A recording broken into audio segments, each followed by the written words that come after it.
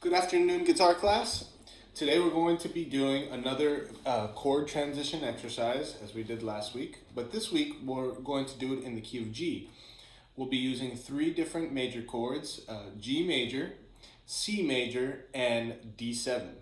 Now if you don't remember how to play these chords or what they look like, you can always find them in the chord chart in your guitar book. I believe it's page 49.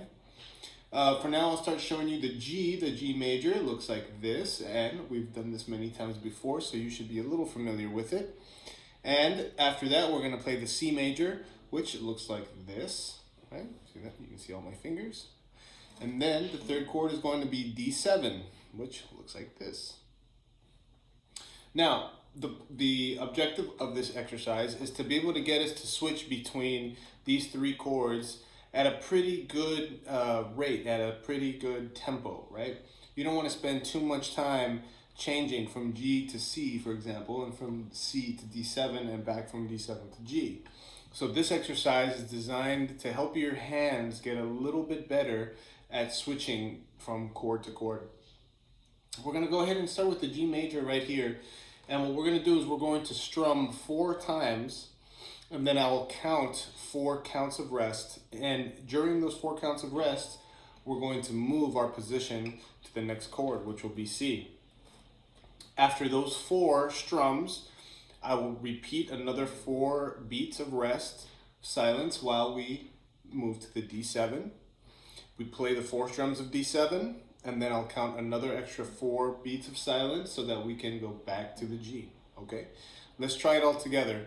I'm going to count this off pretty slow so that we don't have to move too fast. I'll be around right here. 1, 2, 3, 4. C.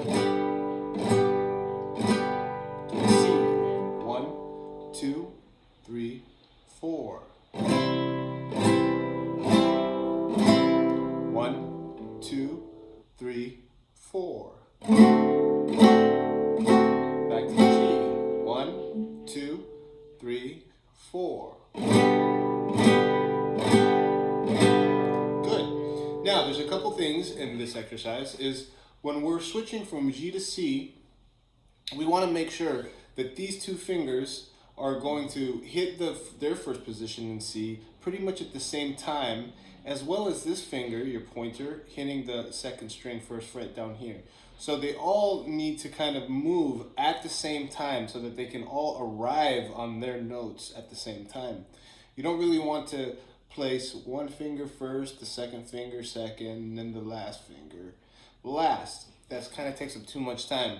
So try to switch from G to C, all of your fingers moving at the same time, moving into position and hitting their targets at the same time. These 2 fingers, I like to have visual target of right here and right here. I know that these where these 2 fingers have to end up.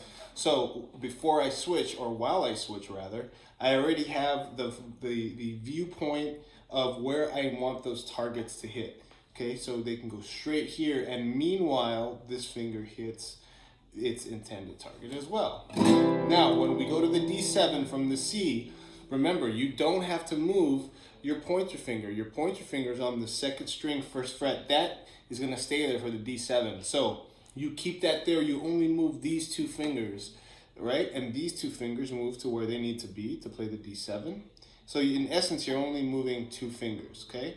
Now, when we go back to the G, we're going to slide our ring finger to the 3rd fret, 1st string, because that's where that needs to be. And in the meanwhile, we're going to bring these other 2 fingers up to where they need to be. Okay? Let's try that one more time. 1, 2, 3, 4. 1, 2, 3, 4. 1, 2, 3, 4. 1, 2, 3, 4. Good, beautiful. Now, do that exercise several times over and over. You can count the 4 beats of rest to yourself if you want to do it, or you can do it with me on this video while watching the video.